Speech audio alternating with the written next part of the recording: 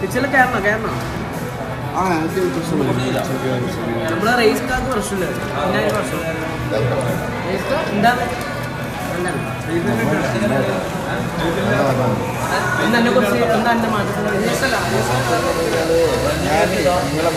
Sound കുറച്ച് പറയാം. നിങ്ങൾ മൊത്തത്തിൽ മാറ്റങ്ങൾ ഞാൻ കാണുന്ന ഒരാളാണ്. കാരണം ഈ സ്റ്റാർട്ടിങ്ങിൽ വരുന്ന ഒരാളാണ്. അത് മുജു തൊപ്പി മാത്രം ഉണ്ടല്ലേ അല്ലേ?